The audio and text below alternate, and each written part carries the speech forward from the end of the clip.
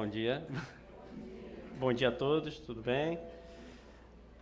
Bom dia a você que está em casa, também participando desse culto ao Senhor, participando desse momento em que nós levantamos a nossa voz em adoração, nós fazemos o nosso papel de templo, adorando a esse Deus. Depois de um período meu de quarentena também, estou de volta aqui fisicamente, foi um atrás do outro, por questões de cuidado também, a gente teve que ficar, minha esposa também deu positivo para a Covid, mas está tudo bem, recuperado, passou o prazo, eu ainda dou um prazo a mais para deixar o pessoal mais aflito em casa, eu falo, não, vamos esperar mais alguns dias para ter certeza que está tudo bem. Numa pesquisa, numa determinada pesquisa, uma de muitas pesquisas, 24% dos consumidores se declararam conscientes. Será que nós temos dificuldades com prioridade? Quem já se viu tendo dificuldade com prioridade? Quem nunca?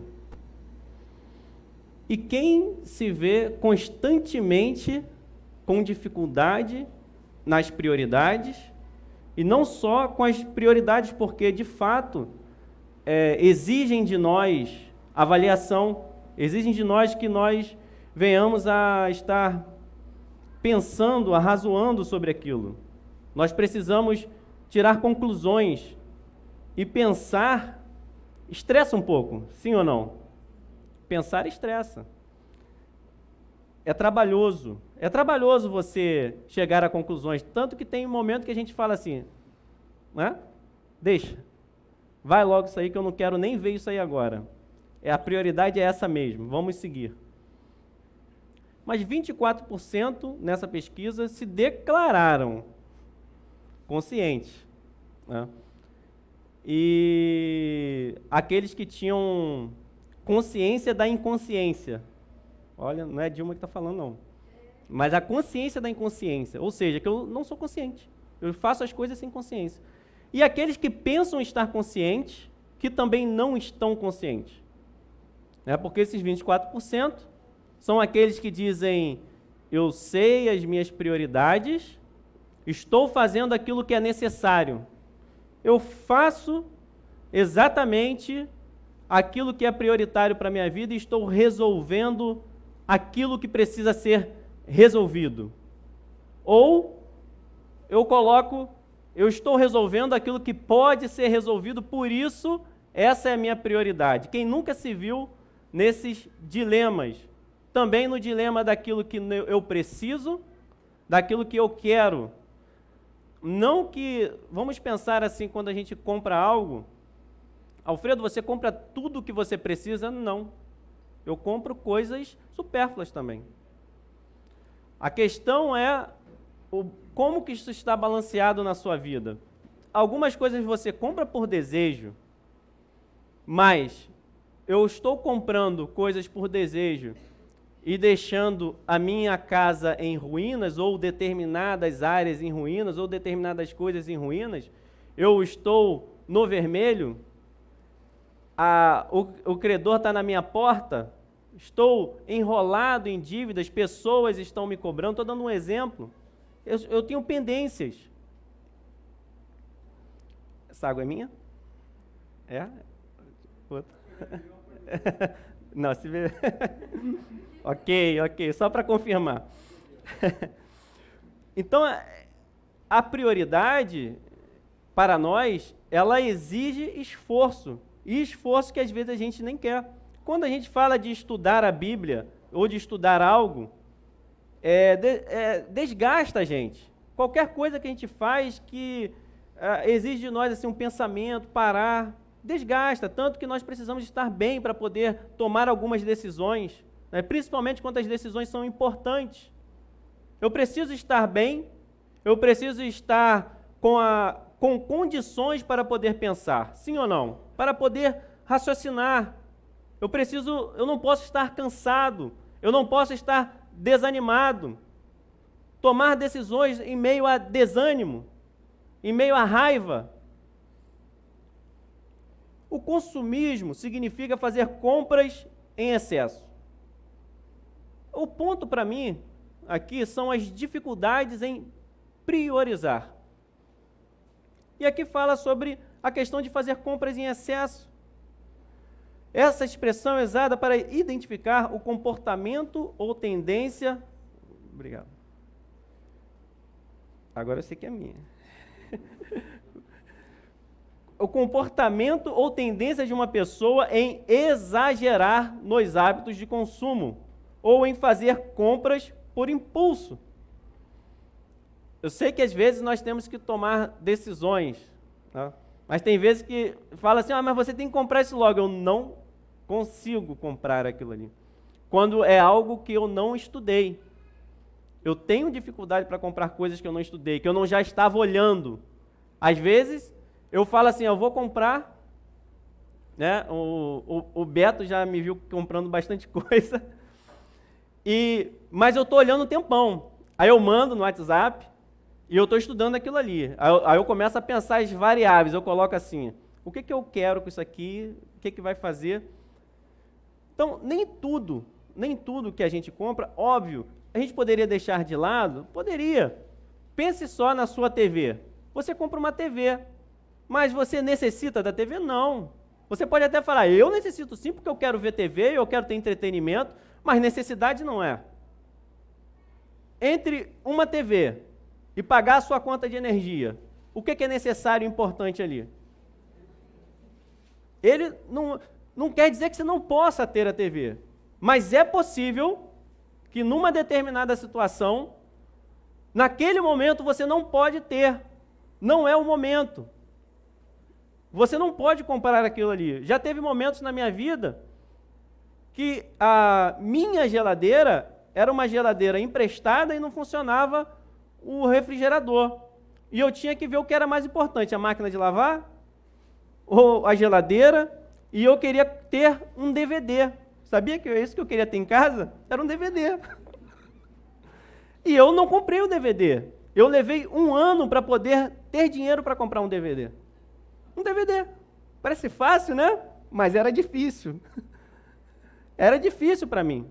Eu não tinha como comprar aquele DVD, então não era a hora. Porque o DVD era algo até bom, porque eu queria ter um entretenimento. E os meus entretenimentos ainda são... não estou querendo santificar o DVD, mas eu gosto de ver filmes bíblicos, porque eu visualizo e aprendo mais. Eu gosto de ver filmes bíblicos, é o que eu gosto. Vejo outros filmes, mas na verdade eu não estou vendo filme. Eu não quero nem ver filme, a verdade é essa. O filme fica passando ali para eu poder esvaziar minha mente e poder descansar, dormir, porque tanto que eu não me interesso por nada assim, vai ter isso. Eu só quero ver ali, aquilo está passando ali e está tendo os acontecimentos, eu não quero nem pensar no filme. A verdade é, se for um filme que pensa, eu nem quero. Tem gente que pensa que eu gosto de filme de ficar pensando, eu nem quero, porque eu não quero pensar no filme. Aí tem, o Alfredo gosta de filme, já falaram isso para mim, esse filme aqui é bom porque ele é um filme que é inteligente, não sei o que. Eu falei, não quero esse filme. Não adianta me indicar, porque ele vai consumir a minha mente, vai consumir o meu tempo, e eu não estou interessado. Não estou falando que seja ruim. É pessoal, isso é uma escolha, não estou dizendo que é bom ou ruim, só estou fazendo um comentário daquilo que eu prefiro. Também, além do consumismo, eu posso dar uma outra situação que a gente às vezes tem dificuldade de dar prioridade. A síndrome da estafa profissional, conhecida como burnout. A síndrome da estafa profissional foi descrita em 1974, uma doença psicológica caracterizada por um sentimento de fracasso, exaustão emocional, redução da realização pessoal e insensibilidade do indivíduo em relação ao seu trabalho e todos aqueles envolvidos no exercício de sua profissão. Alguns sintomas como esgotamento físico, emocional, alterações no sono. Sono eu tenho. Fiz exames esses dias, vou saber como é que está a apneia, né, que há muito tempo que eu não trato.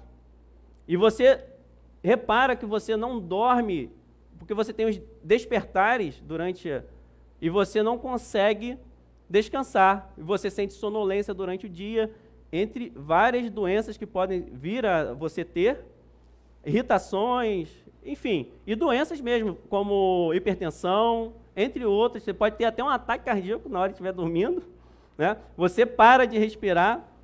Dizem, eu nunca me vi, né? Óbvio, só se me filmar, que você parece estar morto. Né? Você fica alguns minutos assim, parece estar morto. Então, mas alterações no sono, má alimentação, memória comprometida, agressividade, queda na produtividade, falta de paciência. Quem tem falta de paciência? Dores no corpo, desânimo, palpitações e baixa imunidade. O indivíduo, qual é a realização? Aí tem que ser escutado, tem que se conversar. O indivíduo compra, viaja, consome. A pessoa faz uma determinada coisa que não necessariamente ela não seja importante, porque trabalhar é importante, por exemplo, né? Mas deveria estar cuidando de outra mais importante, como o descanso, como, enfim, algumas coisas que estão fazendo com que ele pense que tem que trabalhar tanto, algumas coisas que o está impelindo a trabalhar tanto, alguma coisa que está fazendo com que ele não cuide da sua saúde. Vai ter momento que, por exemplo, ele vai ter que cuidar da saúde dele. Correto? Nós temos que cuidar da nossa saúde, nós temos que descansar, repouso. Nem sempre nós queremos. Às vezes vem uma doença e mesmo com a doença a gente não quer fazer o repouso necessário. A gente atropela aquilo. Só que a conta chega. Um dia a conta chega. Nós precisamos, às vezes quando eu tenho algum parecer médico para ficar repousando, aí aí fala assim, não, você está de... Eu falo, então eu posso trabalhar. Eu vou repousar. Eu vou ficar em casa. O tempo que eu não fiquei aqui, eu não fiquei indo para a academia. Eu fiquei em casa. Em casa, repousando. O tempo que eu fiquei doente, teve um período que não fui eu que passou de um para o outro. O tempo que eu fiquei doente, eu fiquei em repouso mesmo. Tem isso aqui para consertar. Eu estou doente.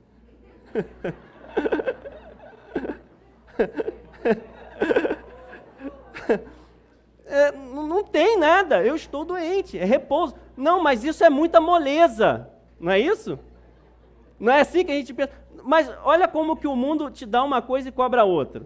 Se você, eu até falo, tem a história do meu dedo, né, pastor? Tá aqui, ó, mas tá torto. Ó. Aí, se você não vai tratar, você é relapso, relaxado, não cuida da sua saúde. Quando vê que a pessoa morre, alguma coisa assim, também não cuidou. Se a pessoa está fazendo um preventivo, não quer dizer que ele está morrendo. Você é exagerado. Eu estou fazendo preventivo, não estou falando que eu estou morrendo, não estou falando que eu estou morrendo de dor. Então quer dizer que para parar, eu tenho que estar morrendo de dor? Se você está morrendo de dor, é porque tem um problema. Se você sente sede, é porque você demorou a beber água. Você não precisa sentir sede para beber água. Você bebe a água porque você sabe que precisa da água, não precisa, você é um bebê, o que está acontecendo? Você precisa ser alertado o tempo todo, porque a gente não está conseguindo fazer e priorizar as coisas que nós deveríamos priorizar. Eu posso dar um outro exemplo de prioridade que acontece, eu já vi isso. Por exemplo, casais que têm filhos e, por exemplo, não tem porta no quarto. Aí diz que não é dinheiro. Diz que é dinheiro, falta de dinheiro. Falta dinheiro, falta isso.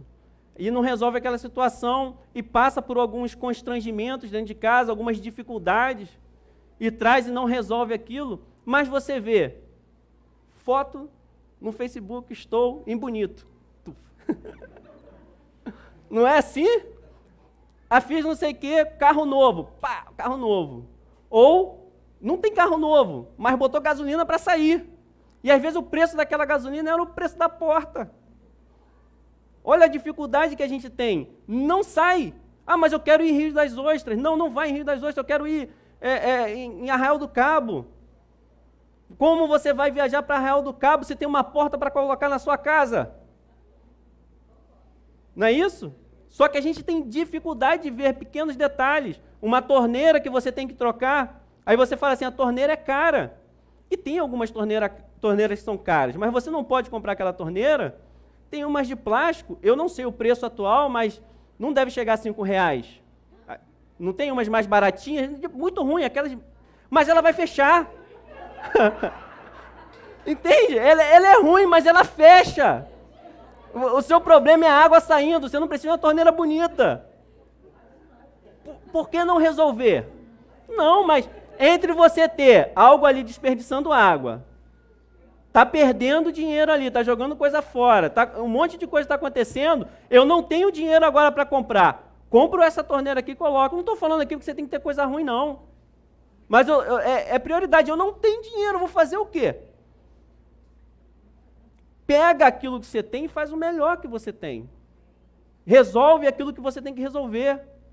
Isso que é importante. Faz o melhor. Você, talvez, eu quero um palácio, mas aquele palácio vai te trazer problema? Não tenha esse palácio. Não tenha esse palácio. Tendo dito isto, vamos entrar na introdução. Vamos ler o livro de Ageu.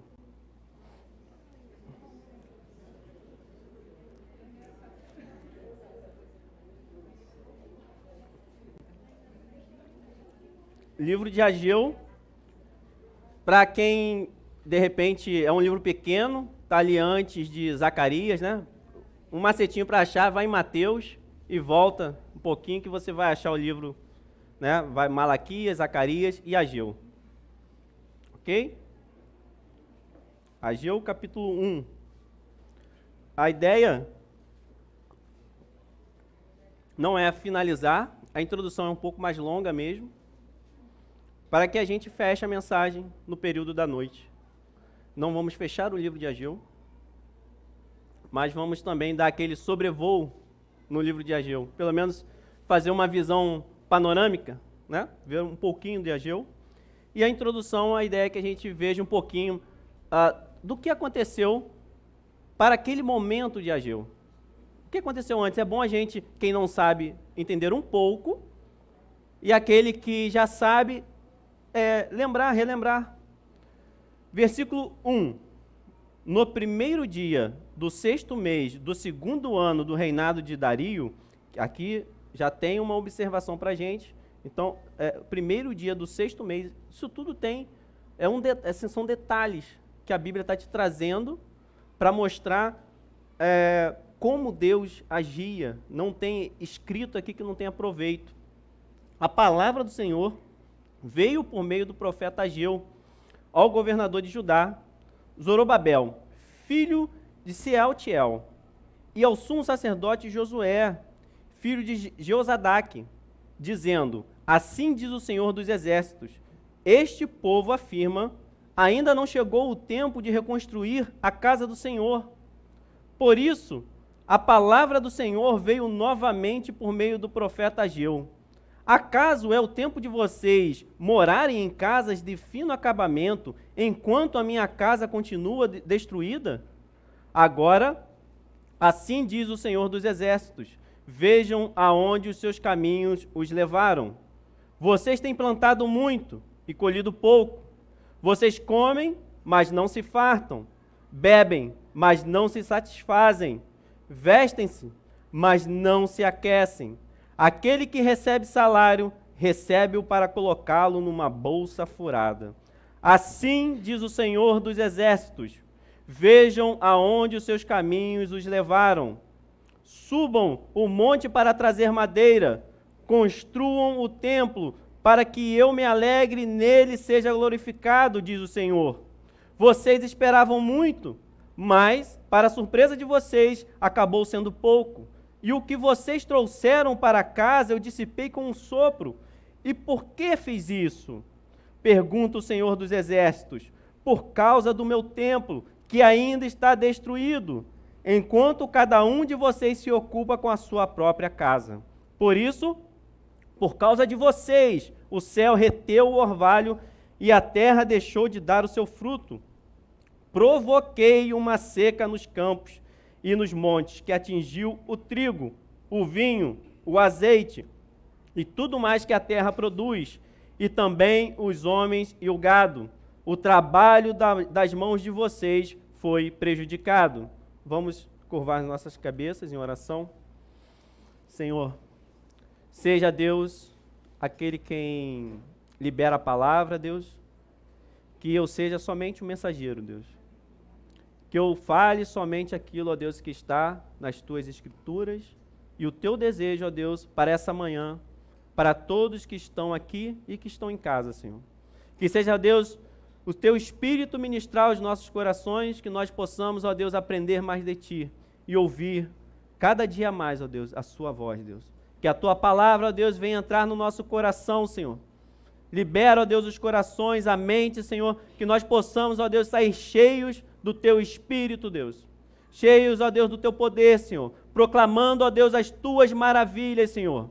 E que, ó Deus, essa nova investida, Deus, esse novo lugar também que o Senhor está preparando, ó Deus, que seja um lugar, ó Deus, onde a Tua palavra é prioridade, Deus, proclamar o Teu reino, Deus, seja prioridade, Deus, que nós possamos proclamar o Teu evangelho e pessoas sejam libertas, ó Deus, do pecado, Senhor. Nós nos colocamos diante de Ti, Senhor, em nome de Jesus, Senhor. Amém. Israel vivia uma situação de sequidão, desânimo, estava predominando Israel. Ainda passado bastante tempo de pandemia, nós podemos verificar que existe ainda muito desânimo, muita sequidão, muita coisa aconteceu, o povo tem sido despertado, mas ao mesmo tempo há muito desânimo. Existem muitos desafios. Os desafios são enormes. E Deus, também aqui para a Nova Vida do Coelho, coloca mais um desafio. São desafios que Deus coloca diante do seu povo para erguer, para fazer a manutenção, para aprimorar, para melhorar, para que a adoração seja repleta no meio do seu povo. Essa é a vontade de Deus. E a cidade estava em vergonha, o chamado opróbrio, desonra pública, degradação social. Quantas pessoas nós não vemos nessa situação? Talvez aqueles que estão nos ouvindo, alguém aqui, mas é muito normal nós vermos essa situação nas pessoas. O massacre que o pecado faz, deixa tudo como se fosse uma cidade toda queimada, deixa um buraco, onde não tem fundo, onde a pessoa não vê como sair, a tristeza entra, aquilo que o pecado destruiu parece que não terá mais alegria, não tem esperança quando olha para a situação. Nós vemos no meio disso, nós vemos muito dessa situação, muita sequidão, como vale de ossos secos. O julgamento, a vergonha, vexame, uma situação vexatória, humilhados, e era assim que esse povo estava, humilhado, eles estavam humilhados pelo pecado, humilhados pelo resultado das decisões erradas que eles tomaram, continuamente, ainda que com o aviso do Senhor, ainda com Deus alertando e chamando, mas eles estavam numa situação de vergonha. Nós tivemos alguns profetas antes do exílio, que a maioria profetizou antes do exílio. E quando você pensa antes do exílio, então eram alertas. Eles estavam alertando o povo, eles estavam chamando o povo ao arrependimento, à correção, e falando o que iria acontecer vocês serão levados cativos, a cidade será destruída. Está vendo essa situação que está acontecendo, que está vindo? Vai piorar, vai ficar ruim. Deus levantará um que destruirá todo o templo, toda a cidade. E esses profetas, a maioria pregou antes do exílio do povo de Israel. E tivemos 2 que se destacaram durante o exílio: Daniel e Ezequiel. Alguns historiadores colocam Ageu nesse período, mas ele não profetizou nesse período. Acredita-se que ele já estava ali presente, ele também foi para o exílio, mas o ministério dele não se manifestou. Então ele é considerado pós-exílio. Então nós tivemos 2 no exílio, que o povo sofreu por causa do cativeiro. Tivemos vários antes do exílio, e tivemos 3 que vieram pós-exílio. E um deles é Ageu. Os outros 2, Zacarias e Malaquias. Então nós temos Ageu, Zacarias e Malaquias. Depois de que o povo passa aquele sofrimento, depois que eles estavam escravos, eles foram repatriados. Eles foram repatriados. E aí entra em cena esses profetas. E Ageu é um profeta pós-exílio. Os líderes e o povo constantemente não obedeciam à palavra de Deus. Era uma característica, e é uma característica do povo, das pessoas, retardar as mensagens de repreensão, ira e juízo, e adiantar as de bênção. O que eu quero dizer com isso? Se eu estou falando que algo tem que mudar, é normal nós pararmos, assim, nós retardarmos o responder a Deus. Eu sei que eu tenho que melhorar, não é assim? Eu sei que eu tenho que mudar, eu sei que eu tenho que voltar para a igreja, eu sei que tem que isso, eu sei que eu tenho que tomar uma postura. Nós ouvindo isso, quando nós estamos ouvindo isso, nós queremos afastar essa palavra de nós. Mais para frente.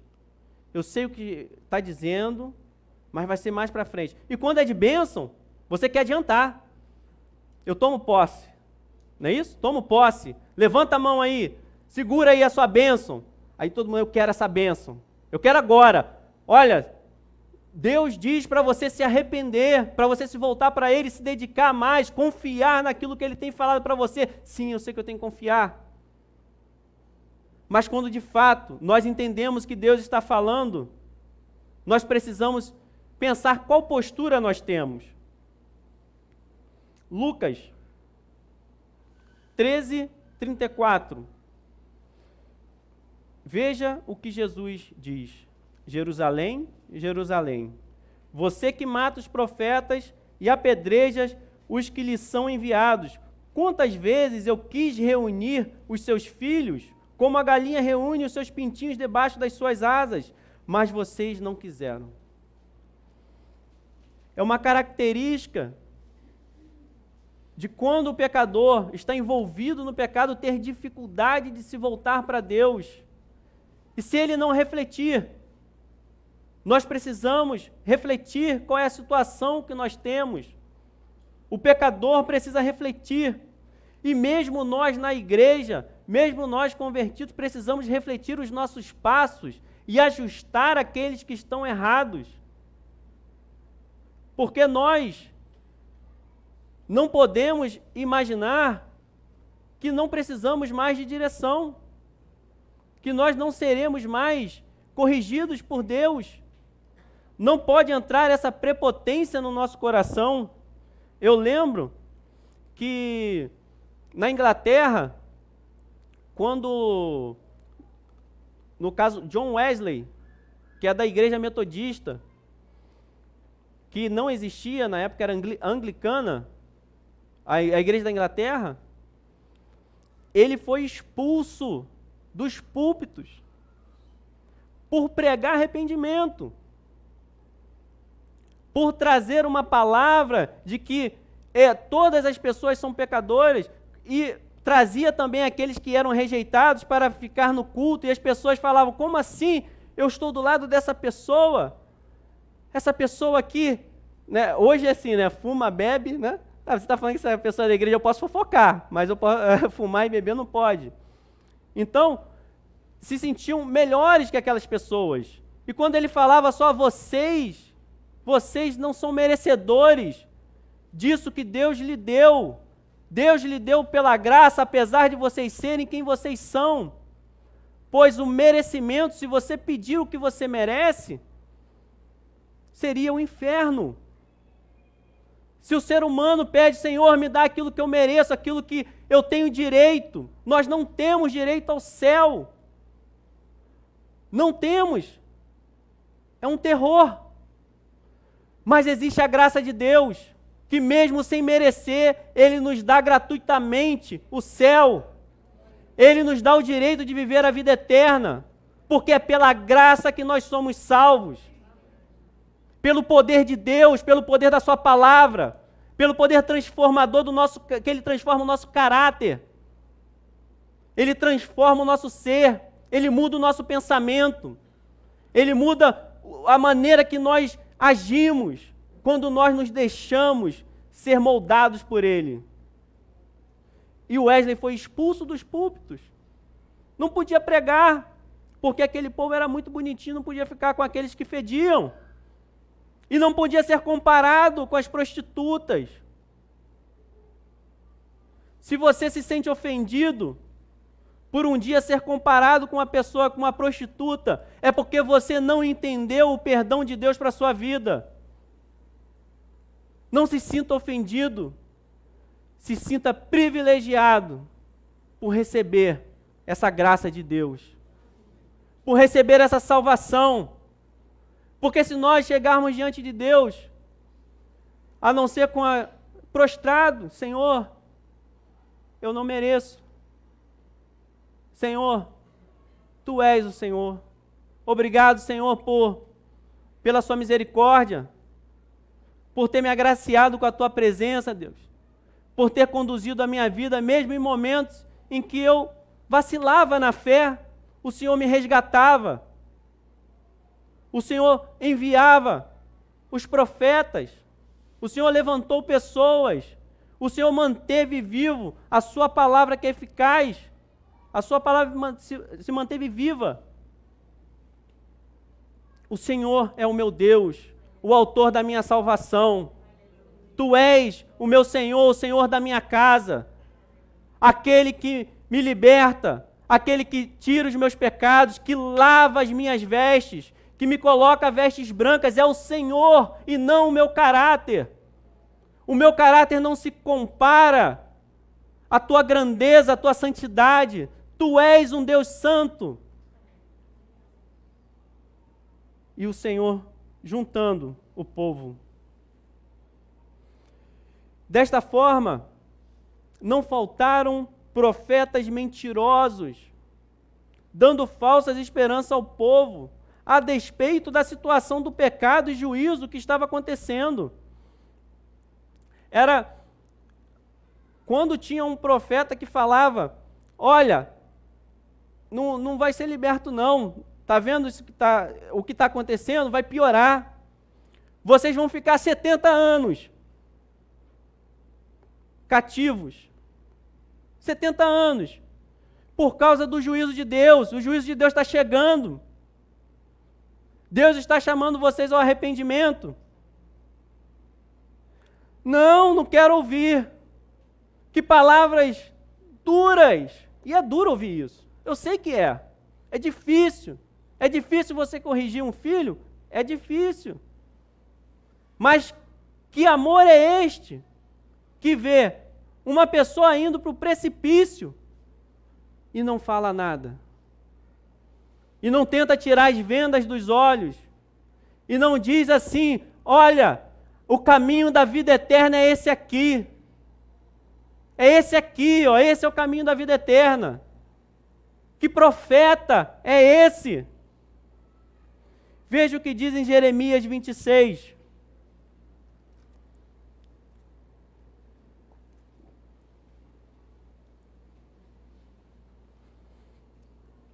E assim, no versículo 8, e assim que Jeremias acabou de dizer ao povo tudo o que o Senhor lhe tinha ordenado, os sacerdotes, os profetas e todo o povo o prenderam e disseram: você certamente morrerá.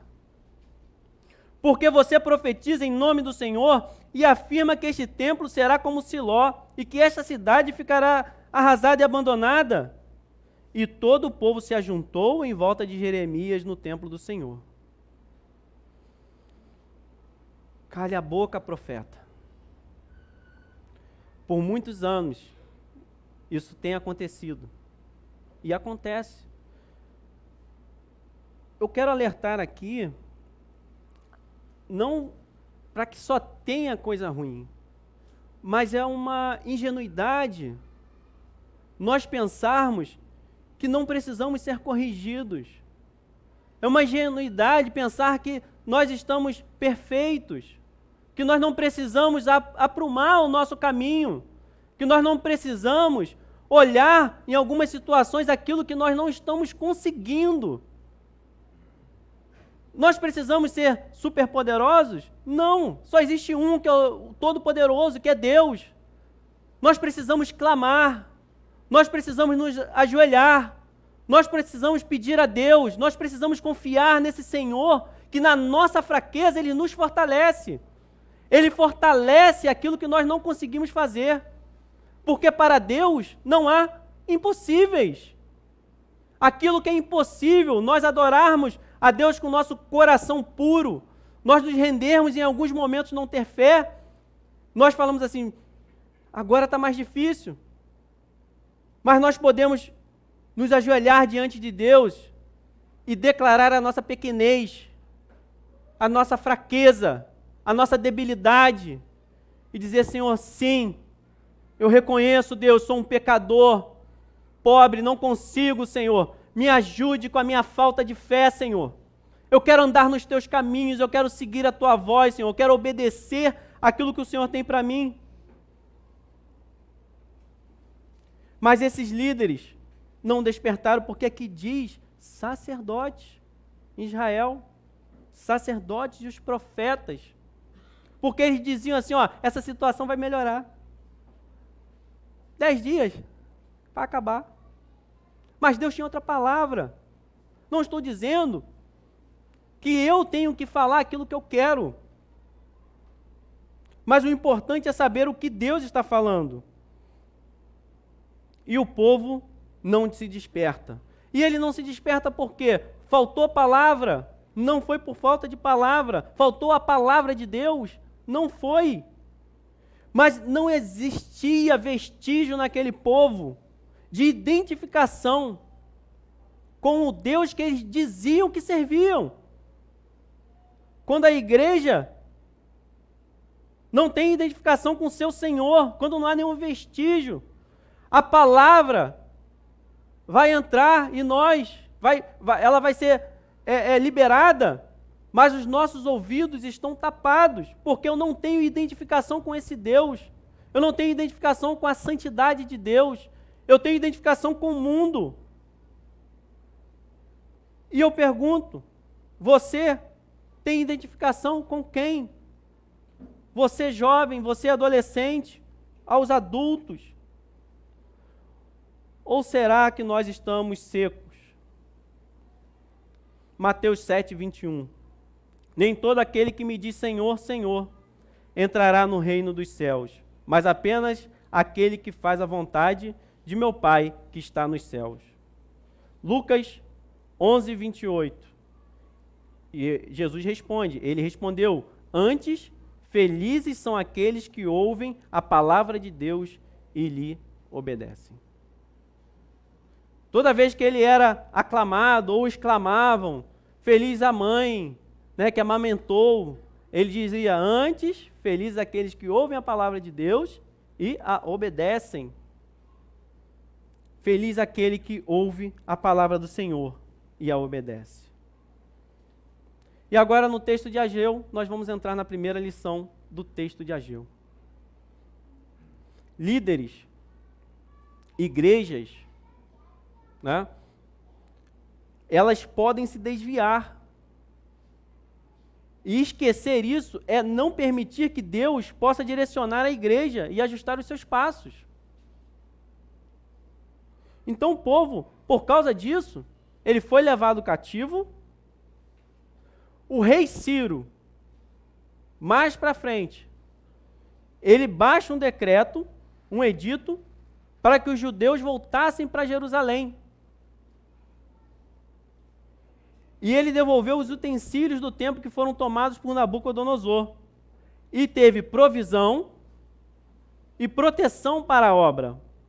Eles chegam com muita alegria para fazer essa obra. Eles lançam o altar, local de sacrifícios, lançam as bases, e nesse momento há um misto de alegria e de choro, provavelmente pelos mais velhos, os mais idosos, que tinham visto o templo anterior, que era infinitamente mais grandioso, né? Era com ouro, em tudo coberto de ouro, dentro no Santo dos Santos.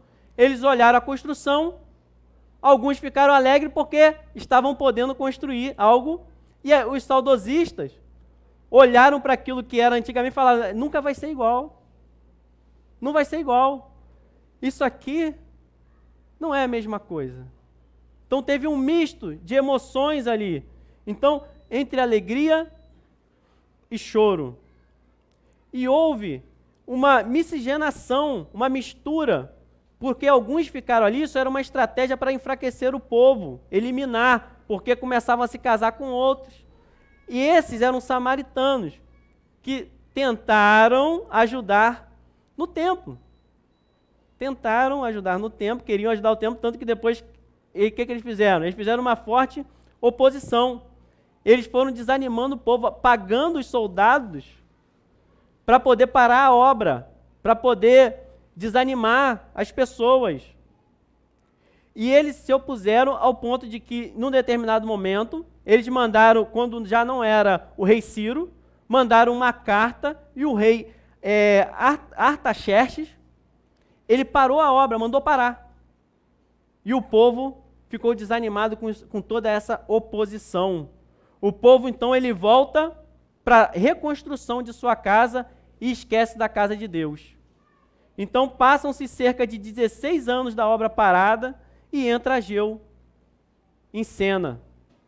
Acredita-se que, por ele ter participado, acredita-se, se isso for verdade, ele tinha cerca de 80 anos, por ele ter participado já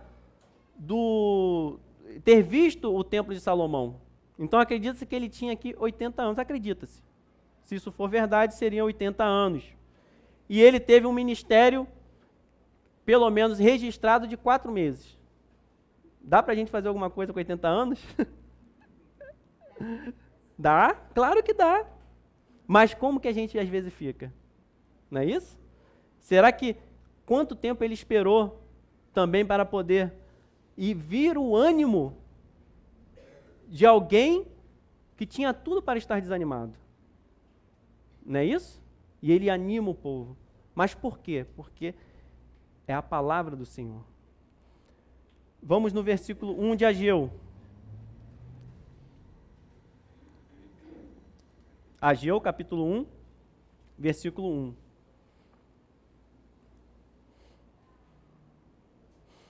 No primeiro dia do 6º mês do 2º ano do reinado de Dario, a palavra do Senhor veio por meio do profeta Ageu ao governador de Judá, Zorobabel, filho de Sealtiel, e ao sumo sacerdote Josué, filho de Josadaque, dizendo, até aqui, fazia tempo que não se ouvia a voz autêntica profética.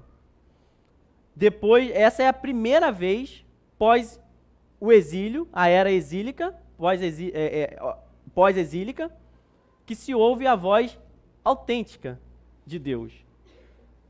O período em que Deus deixa de fazer parte do dia a dia daquela nação.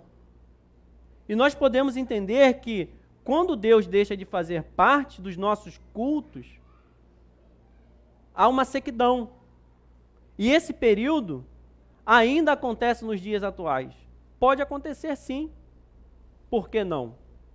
Acontecem momentos em que Deus é deixado de lado. Deus pode não virar prioridade. E Deus, depois desse período em que o povo... E se Deus deixar, pensa só, a palavra de repreensão é ruim? Antes não deram ouvidos, foram para ser ali humilhados, tratados. Pensa numa coisa, se Deus não falasse nada, bom, não vou me, não é isso? Não vou me comprometer, não posso magoar o povo, né? O povo está ali construindo suas casas, está tudo bem. O que seria desse povo? O que seria desse povo?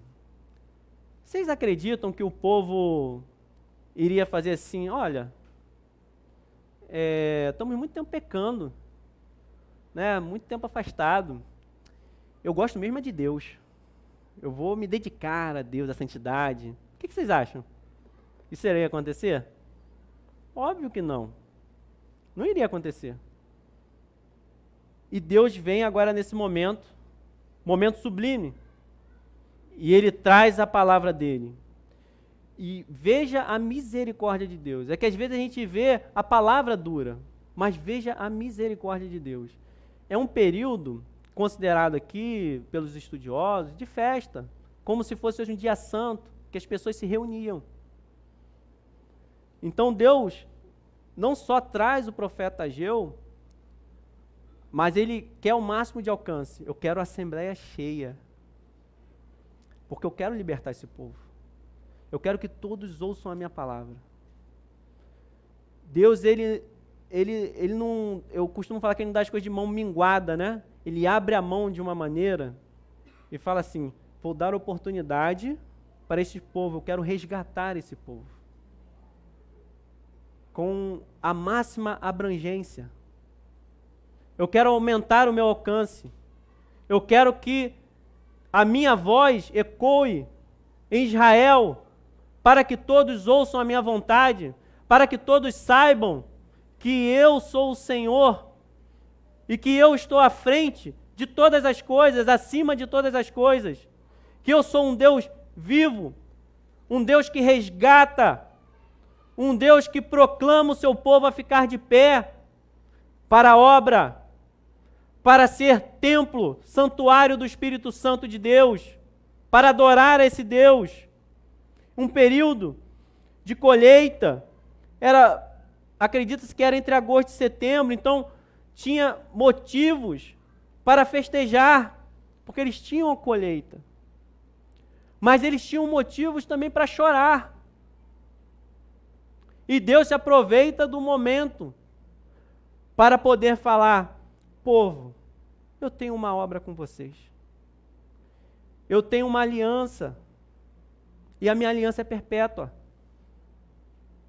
E eu vim aqui para cumprir essa aliança. O autor da mensagem, como aqui fala, veio a palavra do Senhor. É para poder enfatizar a necessidade de nós estarmos na presença de Deus, porque a palavra não é nossa.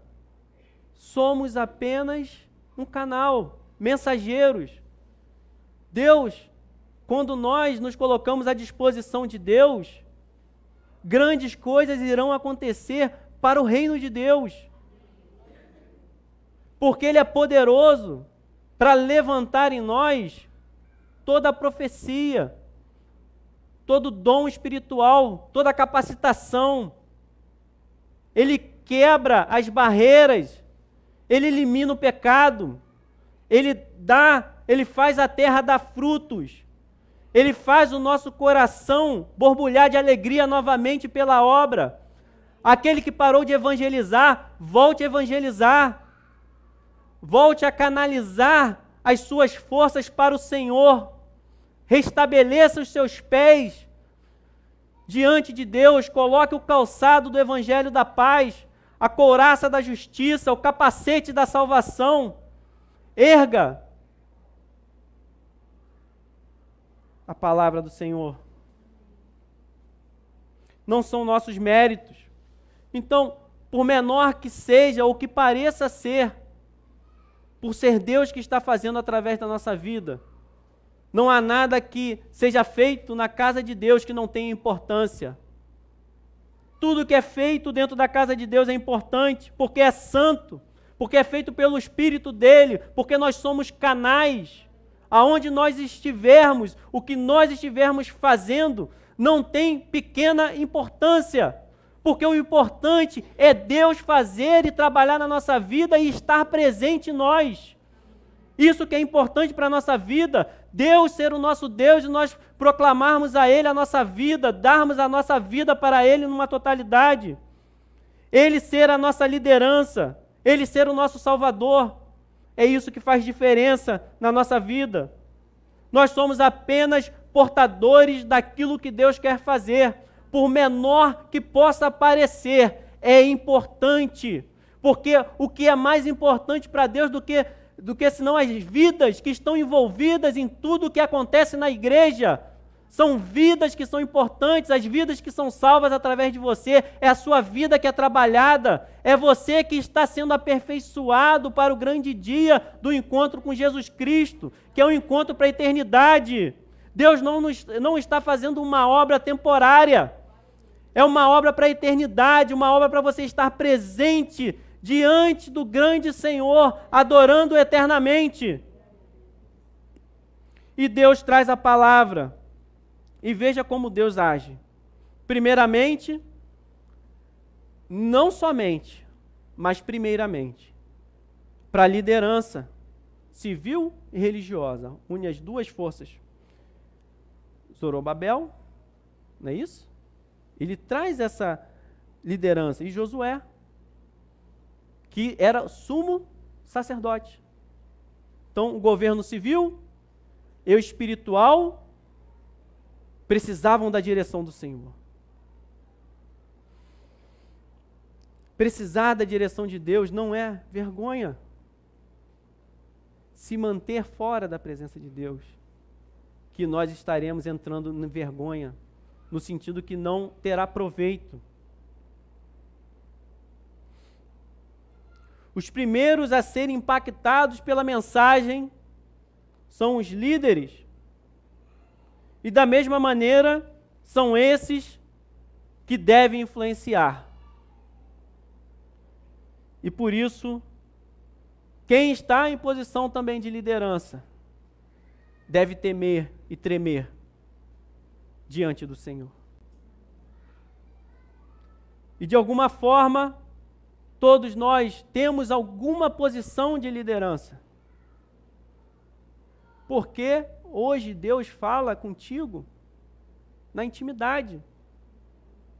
Você é responsável pelo seu relacionamento com Deus também. Porque hoje o Espírito Santo está disponível em toda a carne para você ouvir a voz de Deus, para você ter os seus dons espirituais trabalhados na igreja. Uma igreja sem dons espirituais nos deixa secos, infrutíferos. Mas é possível que nós possamos estar assim, porque tem situações que nos desanimam. O povo aqui estava desanimado. Não que não pudesse fazer, mas estava desanimado. Deus traz uma repreensão, mas acontecem. Existem pedras no nosso caminho que às vezes nós tropeçamos. Nós não conseguimos desviar. Nós não conseguimos manter firme a força de Deus em nós. Pode acontecer, é uma realidade. Mas ele continua, Deus falando. Em Ageu 1, 2, as primeiras palavras. Assim diz o Senhor dos Exércitos. Então, diante do desânimo, diante da situação de calamidade, de ruínas do templo, da adoração, e aí nós podemos pensar o seguinte: quem é o templo do Senhor hoje? É você. Somos nós. E às vezes a nossa adoração está em ruínas. Só há choro, só há tristeza, só pecado. É possível. Estamos afastados, nossos desejos não são os desejos de Deus. Não tem altar. Não tem a nossa vida com Deus no trono. Nós estamos, às vezes, no trono aonde Deus deveria ocupar. Acontece. Vou embora, desanimei, me chateei, aconteceu algo na minha vida, o chão se abriu, só vejo trevas, não vejo saída, o desânimo, a apatia espiritual toma conta. E então o que quer dizer essa palavra? Assim diz o Senhor dos Exércitos, era direcionada para um povo desanimado, que foi impedido de fazer a obra por um rei, e também pelos seus desejos carnais, que eles passaram a pensar só nas coisas seculares. Haviam impedimentos. Não é assim, eu vou te demitir, o trabalho não está deixando, e começa pressão, pressão. E a gente, às vezes, não resiste. Então Deus está falando para esse povo. É um poder inabalável. Quais são os exércitos que podem acontecer e guerrear, se nós pensarmos se é o Senhor dos Exércitos? Quais são as oposições que têm acontecido na sua vida? São as doenças, os poderes militares, os governantes, o desemprego, a falta de alimentação, a crise econômica, a crise moral, a falência, a angústia, a solidão. Quais são os poderes que se levantaram contra a sua vida ou até na sua vida? Quais são essas dificuldades? Por que você está prostrado? A tristeza, fome ou abandono? E Deus diz que não há poder que possa resistir ao Senhor dos Exércitos. Não há poder maior do que eu, que sou o Senhor. É isso que Deus está falando. Deus está falando porque vocês estão parados, porque vocês estão tristes, se eu sou o Senhor dos Exércitos. Não existe exército que possa me combater, que possa me derrotar, que possa vir contra mim, porque eu sou o único Deus, Criador dos céus e da terra, que sustenta os céus, sustenta a terra com a minha mão. Os céus e a terra estão na minha mão. Eu sustento a sua vida. Eu sou o Senhor da sua vida. Eu sou o Todo-Poderoso Deus de Israel. Eu sou o Senhor desses exércitos. Esses exércitos não podem contra mim. Quando eu me levanto, eles caem. Se você se levantar diante de mim, você irá vencer esses exércitos, porque eu sou contigo. Não há luta que não possa ser vencida por este Senhor. O Senhor Jesus Cristo, o Senhor Deus. Não há exército que possa prevalecer diante de Deus. Eles não podem nem nos matar, se Deus não quiser. E se nos matar, Deus irá nos ressuscitar. E nós viveremos eternamente com Deus. Porque não há nada que possa vencer a Deus. Não há luta tão difícil que esse Deus não possa te ajudar.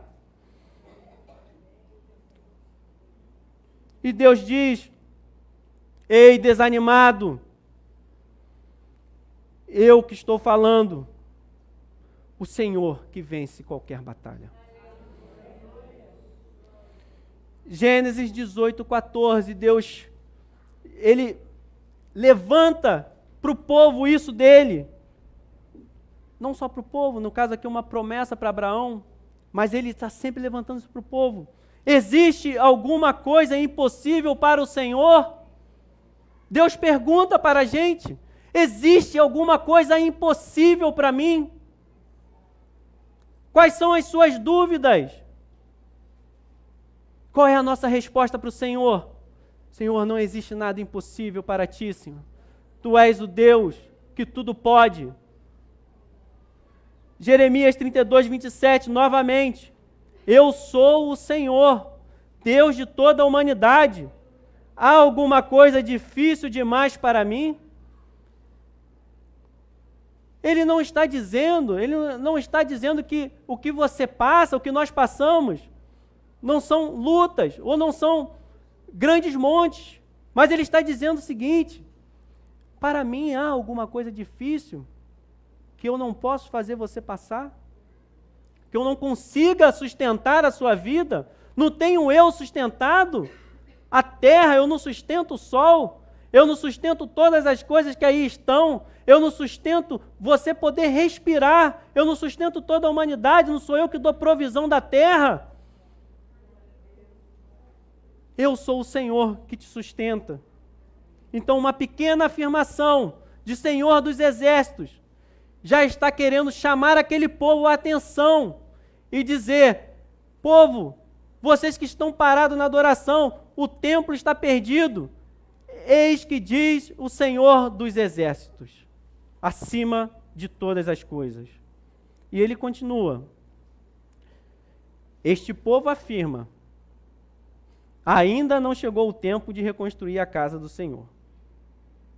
E o próprio Deus fala, porém ele usa as palavras do próprio povo. Se você reparar, ele está usando as palavras, aquilo que o povo estava usando para poder ficar naquela situação, o comodismo. E nesse momento aqui, ainda que nós saibamos que levam a vários pecados, não era o pecado, não tocou na idolatria, não tocou na prostituição, pornografia, mas ele está falando as próprias palavras do Senhor do povo em relação ao comodismo. Então o próprio povo se afasta dele. Prestem atenção, este povo afirma, é um povo que se afastou de Deus, que perdeu a esperança no Senhor. Quando Deus diz este povo, como que Deus se refere ao povo dele? O meu povo. Este povo era porque o próprio povo tinha rejeitado a Deus. Então, Deus está falando, vocês estão dizendo, vocês não estão agindo como meu povo. Vocês estão agindo com as suas próprias forças, nos seus próprios caminhos, naquilo que você consegue entender. Que dificuldade de administrar a igreja. Às vezes nós olhamos, eu olho a parte administrativa, Senhor, e aí vem mais desafio. Se nós olharmos e pararmos naquilo que nós entendemos, por que está prostrado? Mas esse povo estava totalmente afastado. E o próprio Deus revela a eles, este povo diz. E Deus não quer nos chamar de este povo. Ele quer dizer, meu povo, que se chama pelo meu nome, que obedece e crê na minha palavra, que se arrependeu, que me buscou de todo o coração. Não é assim? Esse é o desejo de Deus. Mas o desejo do povo estava nublado, e Deus está revelando a eles qual era o desejo deles. Muitos abandonam a fé, deixando para trás a vontade de Deus, para atender os seus próprios desejos. Contra esse povo, o Deus usa o que eles mesmos estavam falando. Então, tenhamos fé no nosso coração, temos palavra de dizer, vamos avançar. E quando falamos avançar nos propósitos que Deus está trazendo como desafio, sim, mas primeiramente é o nosso coração, avançar na nossa vida espiritual, ser mais honestos com Deus, mais sinceros com Deus, ser de Deus, amar aquilo que Deus ama, ter os mesmos pensamentos, renovar a nossa mente e dizer, Senhor, eu quero viver na Tua santidade, eu quero ser Teu, Senhor, só Teu, eu quero proclamar as Tuas verdades, Senhor, eu quero viver dentro da Tua palavra, Senhor, dentro da Sua vontade. Deus quer restabelecer esse templo dentro de nós, restaurar, reestruturar. Nós precisamos estar aquecidos com o Espírito Santo de Deus guiando a nossa vida, no nosso coração, ardendo a vontade, fazer a vontade de Deus. Deus quer que nós estejamos dedicados completamente a Ele, que as demais coisas vos serão acrescentadas. Ele não diz que as outras coisas não são importantes. Ele não diz, mas ele diz o seguinte: sou eu que dou a provisão. Busque, em primeiro lugar, o meu reino e a sua justiça, a justiça de Deus. As demais coisas eu cuido. Deus cuida de ti. Deus cuidará das suas necessidades.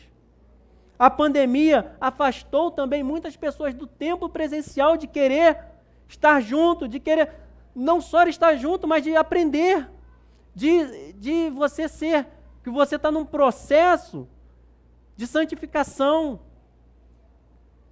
de ser aperfeiçoado, de você poder contribuir com os seus dons, de você poder não só contribuir, mas também que os dons dos outros venham a fortalecer você. Colocar Deus em primeiro lugar. A pandemia não pode te afastar do templo. E a pandemia não pode afastar o seu templo. O seu templo precisa estar alinhado com a vontade de Deus.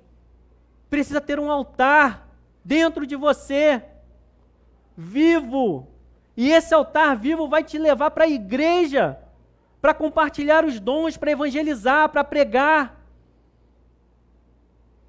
Ah, não, vou assistir os cultos online somente. Eu fiquei assim, 3 semanas. Vou ficar só nos cultos online. Não é suficiente.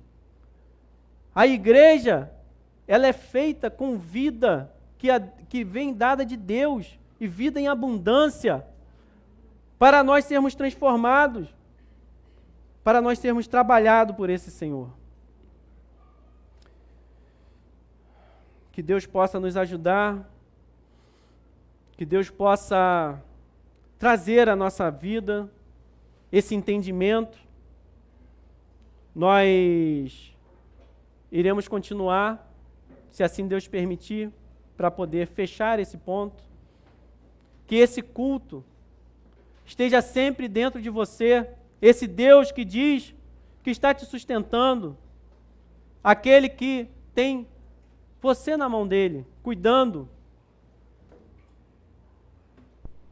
Que nós possamos sempre elevar a nossa voz a Ele, confiar nesse Deus, confiar naquilo que Ele tem falado ao meu coração, aquilo que Ele tem falado a nós.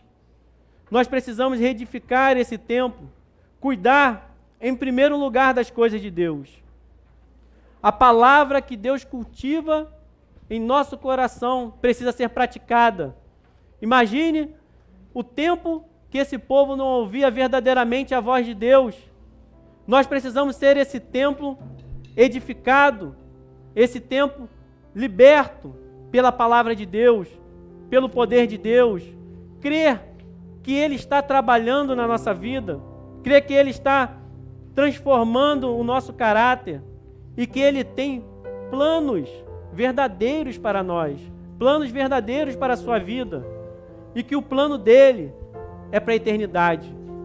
Ainda que nós não venhamos a ter tudo aquilo que nós imaginarmos, ainda que nós venhamos a ter oposição, que você não permita que preocupações desta vida, ou engano de riquezas e anseios por outras coisas, sufoquem a palavra de Deus na sua vida, que tem sido liberada constantemente. Nós possamos ficar de pé, agradecer a Deus.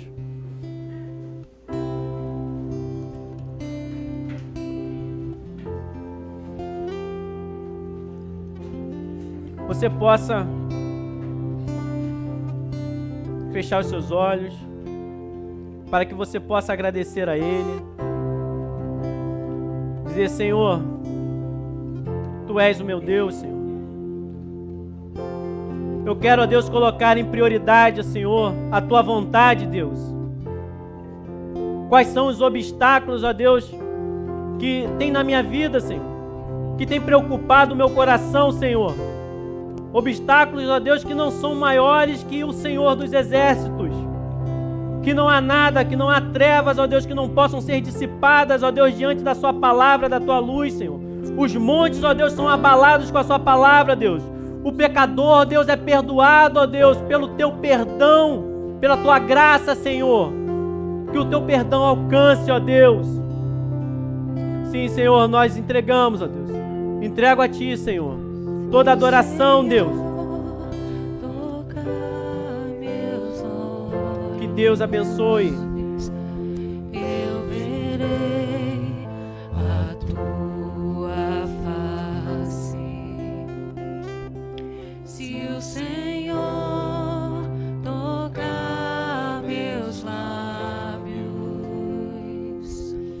eu serei purificado. Se o Senhor tocar meus pés, eles correrão pra Ti. Se o Senhor tocar meu coração, eu serei totalmente teu, totalmente teu. Se o Senhor tocar meus olhos, eu verei a Tua face. Se o Senhor tocar meus lábios, eu serei purificado. Se o Senhor tocar meus pés, eles correrão pra Ti.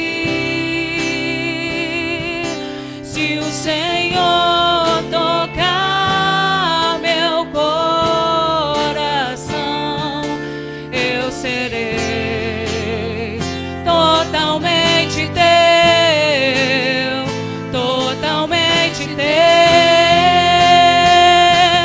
Eu jamais serei o mesmo. Eu jamais serei o mesmo. Eu jamais serei o mesmo quando Teu amor tocar em mim. Eu jamais serei o mesmo. Eu jamais serei o mesmo. Eu jamais serei o mesmo. Eu jamais serei o mesmo. Toca-me, toca-me. Sonda o meu coração, vê se há em mim algum caminho má. Sonda-nos, Senhor.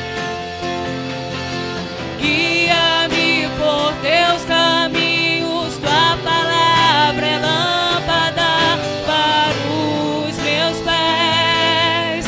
Oh. Sonda o meu coração, vê se há em mim algum caminho má. Permita que o Senhor sonde o seu coração. Aleluias! Guia-me por Teus caminhos, Tua palavra é lâmpada para os meus pés. Aleluias! Eu jamais serei o mesmo. Eu jamais serei o mesmo. Eu jamais serei o mesmo quando Teu amor tocar em mim. Deixa o Senhor tocar o seu coração.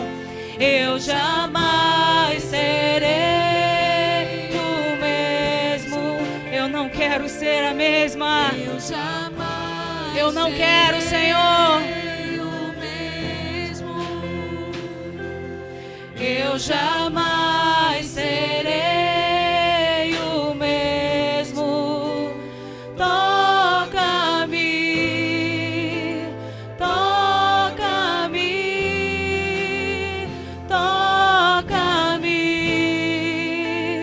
toca-me. Aleluia! Que nós possamos dar liberdade ao Senhor, de sondar os nossos corações, de nos tirar dessa posição de comodismo, que possamos colocar o nosso coração no Senhor, que Ele seja a nossa prioridade, que a busca da presença dEle seja a nossa prioridade, dia a dia, que nós possamos permitir que nosso maravilhoso Deus venha sondar os nossos corações e nos transformar. Aleluia, Pai. Muito obrigada por esta palavra. Que não sejamos como este povo. Que o Senhor não precise nos chamar de este povo. Que os meus irmãos, todos nós, sejamos chamados de teu povo.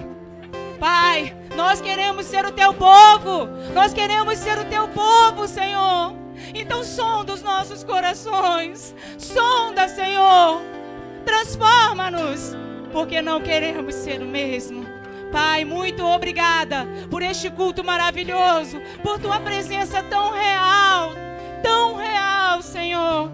Que esta semana possamos continuar com a tua presença, dia após dia, e com a mesma sede de te ter tão perto. Muito obrigada por tudo, Pai. Leva-nos debaixo da tua proteção e enche os nossos lares. Que você aí também, nas redes sociais, possa sentir essa presença e ter uma semana abençoada.